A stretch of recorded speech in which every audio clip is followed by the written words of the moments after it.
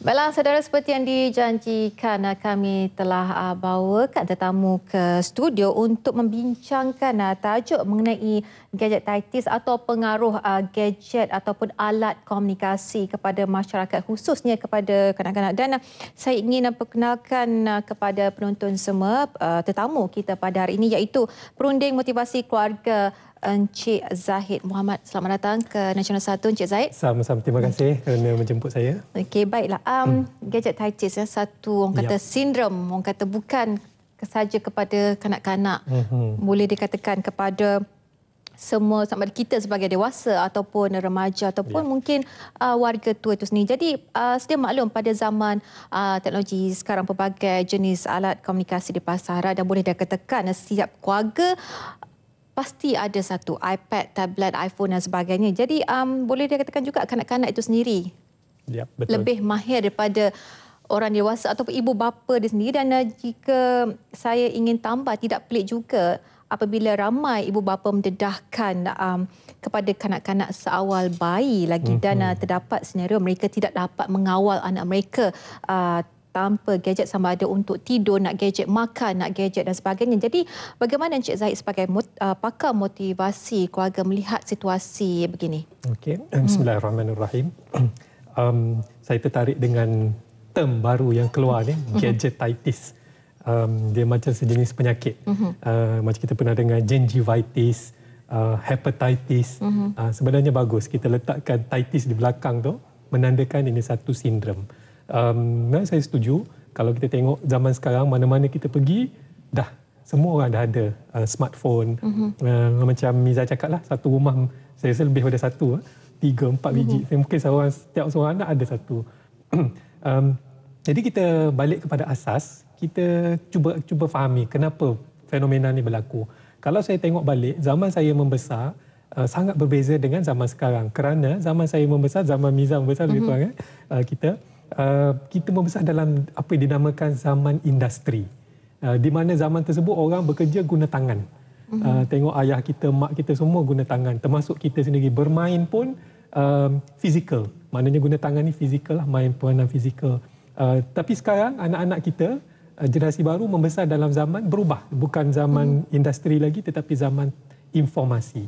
Jadi semuanya jarang menggunakan tangan tetapi menggunakan informasi lah, mata, dan timbullah isu-isu gadget ni.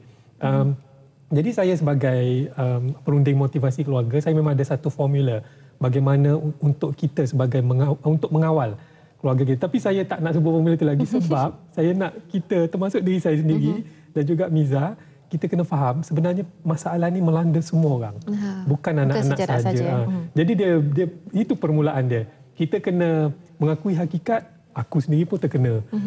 Sebelum kita salahkan orang lain, kita salahkan diri kita sendiri dulu, barulah kita timbul kesedaran untuk membaiki anak-anak kita. Kalau kita tak perbaiki diri kita, anak kita tengok, alah, ayah, mak cakap je, dia sendiri pun sama. Jadi hilang kita punya kuasa di situ untuk membetulkan anak-anak. Okey, jadi ingin saya sentuh sedikit. Kita lihat sekarang waktu seperti cik saya katakan, waktu kita kanak-kanak kita, kata apa, waktu petang kita boleh keluar bermain di mana-mana tanpa merasa ibu bapa kita merasa risau ataupun takut dengan keselamatan anak-anak mereka. Tetapi kalau kita lihat situasi sekarang, kalau hendak keluar bermain, kawasan perumahan yang mungkin agak terhad, tiada kawasan permainan, itu satu. Dan mungkin juga kata apa, kerisauan, kebimbangan terhadap keselamatan anak-anak itu sendiri. Jadi mungkin ini adalah satu alternatif, orang kata apa, bagi ibu bapa ataupun bagi orang ramai, mungkin pandangan ataupun tumpuan itu beralih kepada gadget itu sendiri, dan dikatakan mungkin dari keselamatan dan ruang terhad kawasan permainan itu sendiri. Mungkin pendapat cik saya. Memang saya tak nafikan, terutama bagi mereka yang tinggal di kawasan bandar, di mana kawasan memang terhad, rumah pun sekarang dah padang bola pun dah tak ada. Tetapi saya melihat dari segi dua perkara. Yang pertama, kita melihat dari sudut masalah dan penyelesaian. Kalau kita ingin, kita faham betapa pentingnya anak-anak ni keluar bermain. Sebab masa bermain tu, ini yang kedua, iaitu faedah bermain dan interaksi sosial antara anak-anak. Ini kita kena faham dulu, sebagai ibu bapa kita kena faham. Jadi apabila kita faham yang ni, kita akan nampak bahawa sangat penting anak-anak kita berinteraksi secara human, secara one to one dengan orang lain. Sebab ketika inilah dia belajar tentang kehidupan. Dia belajar perasaan marah, dia belajar bergaduh dengan kawan-kawan, dia belajar menyelesaikan pergaduhan tersebut, dia belajar berinteraksi, nak ambil hati orang, cara bercakap macam mana. Kalau mereka tidak bermain dengan kawan, mereka akan hilang segala peluang pembelajaran tersebut. Jadi apabila kita faham faedahnya sangat besar untuk anak-anak bermain secara fizikal, kita akan lihat masalah-masalah yang Miza sebut tadi, masalah keselamatan, masalah tak ada tempat, masalah macam-macam lagi lah. Kita nampak itu hanyalah satu cabaran. Maknanya kita sebagai bapa kena cari jalan untuk menyelesaikannya.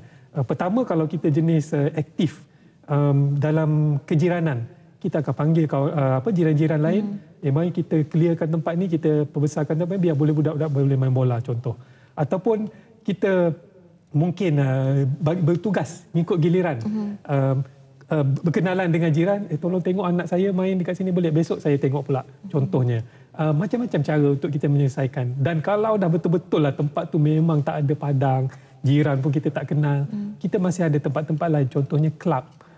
Bawa pergi berenang, bawa dia pergi main, memanah, bowling, macam-macam. Sekurang-kurangnya kita menghidupkan aktiviti fizikal mereka. Bukan jangan, bagi saya jalan mudah sangat kalau kita okeylah dah tak ada tempat bermain, mainlah dalam bilik, main dengan game. Itu satu orang kata lari dari masalah bagi saya lah. Ada juga peraturan, setengah ibu bapa membuat satu peraturan dalam satu hari mungkin 3 atau 4 jam tiada internet, tiada gadget, tiada telefon langsung. Jadi mungkin itu salah satu cara untuk mengelakkan anak-anak kita terlalu taksub terhadap gadget sendiri kan. Ya, betul. Dan kanak-kanak itu sendiri. Pasuk kanak-kanak yang setahun, 2 tahun. Okay, jadi perbezaan anak-anak ini dengan tablet ataupun dengan gadget dibebani dengan anak-anak yang sebelum ini. Betul. Ini mungkin sesuai untuk saya perkenalkan formula saya. Saya tertarik dengan apa Miza cakap, 3-4 jam tak ada gadget. Saya namakan waktu-waktu bebas elektronik. Ini setiap rumah kena ada. So kurang-kurang 1 jam sehari. Dan kita tak cukup 1 jam sehari, kita tambah-tambah sehingga lebih kurang 4 jam sehari, cantik kalau tak ada gadget. Jadi saya perkenalkan formula yang pertama, saya panggil formula dia 2x4. Formula 2x4. 2 yang pertama ialah 2 tahun ke atas.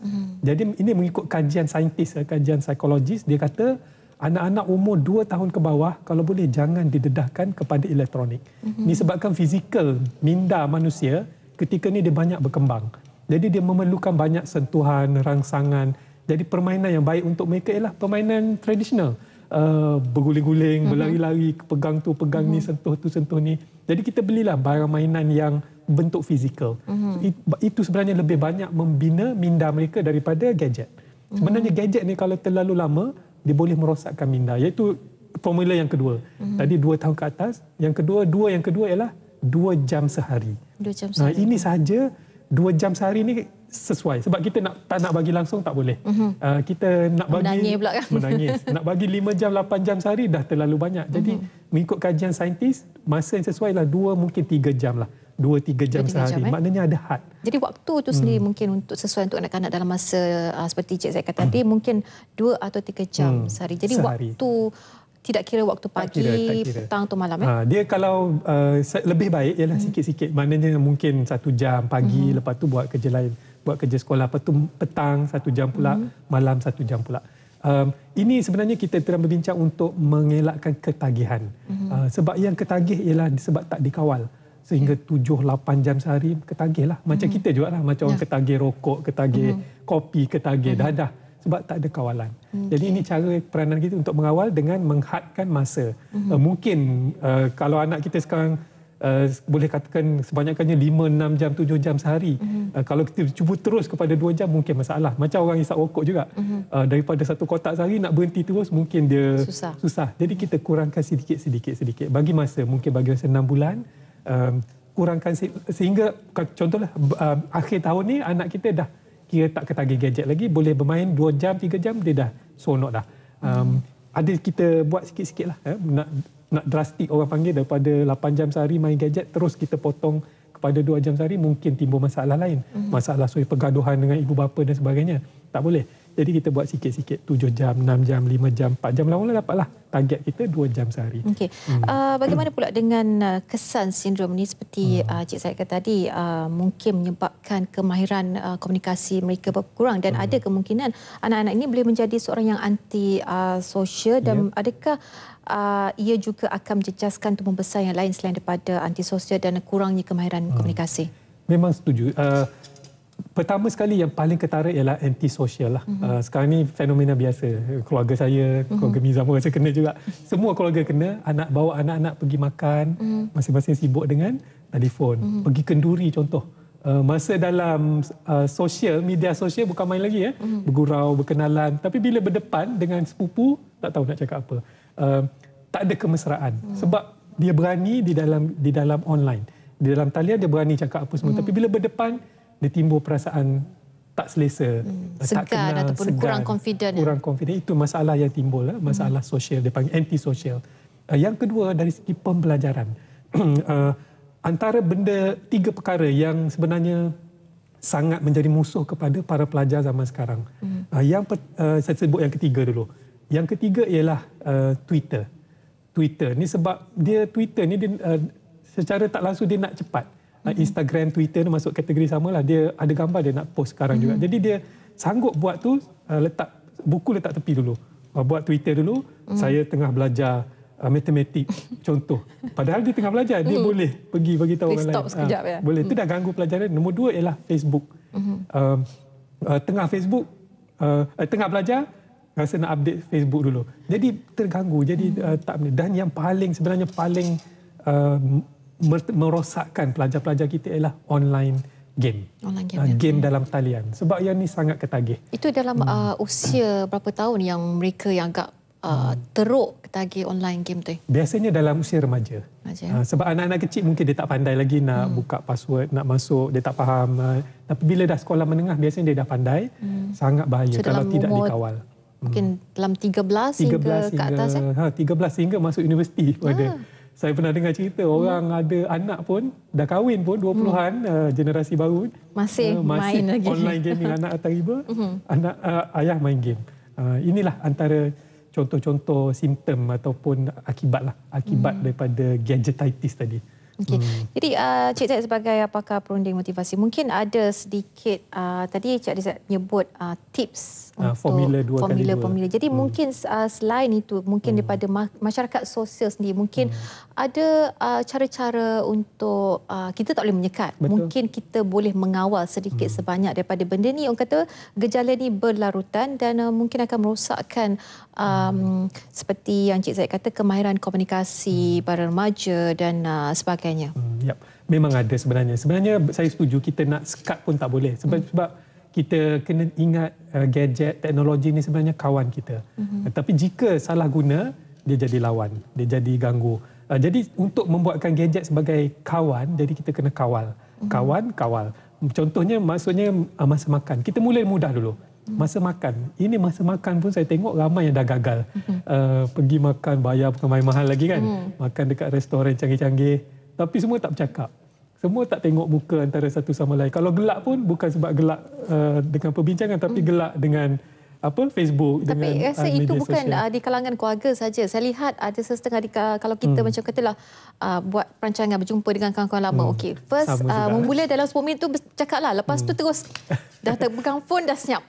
Dalam dia nak update apa yang dia bercakap tadi sebenarnya. Jadi, itulah sebenarnya sebab tu saya kata semua bermula dengan kita. Termasuk saya sendiri, saya tak berani nak salahkan orang lain sebab saya pun buat juga. Tapi sebenarnya bermula dengan kesedaran diri kita. Jadi saya dah mula sedar, jadi saya mulakan macam saya sebut tadi lah. Dia buat di rumah dulu, masa makan malam, masa makan tengah hari ke apa, buatkan peraturan, okey, gadget letak tepi. Kalau nampak anak-anak mula main tu, kita tegur. Kita tegur dia, "Dek, abang kenapa tu? Kan ayah dah cakap, kan ibu dah cakap, kita masa makan tak boleh main gadget." Bila kita berjaya kawal masa makan, kita panjangkan kepada masa lain pula. Mungkin tambah, kita buat target 1 jam sehari, pukul katalah lepas maghrib, antara maghrib dengan isyak tu, kita jadikan jam tu untuk keluarga. Masa tu lah kita nak duduk tengok TV pun tak apa, nak borak-borak saja pun tak apa, tapi tak ada telefon kat tangan, kita interaksi. Dan saya ada beberapa kenalan, boleh kata klien saya lah, telah berjaya buat sehingga separuh hari Ahad, dia panggil hari bebas elektronik. Separuh hari bebas elektronik daripada pagi sampai masa makan tengah hari. Jadi pagi tu dia belilah makanan, breakfast sedap-sedap. Lepas tu dia buat macam kerja rumah, kemas taman ataupun kemaskan rumah tu, kadang-kadang main dengan anak-anak bergurau senda sedar-sedar tengah hari pukul 12. Jadi pukul 12 dia kata okey jom kita keluar makan. Masa tu ada yang sampai satu hari dia panggil hari bebas elektronik. Satu hari Ahad ataupun kalau sebelah pantai barat ni hari Ahad cuti kan. Mungkin sebelah pantai timur hari Jumaat. Kita buat bebas elektronik. Jadi saya dah mulakan amalkan juga. Takat separuh hari alhamdulillah, dan banyak faedah yang saya dapat. Yang pertama, saya mengenali balik anak-anak saya yang sedang membesar tu.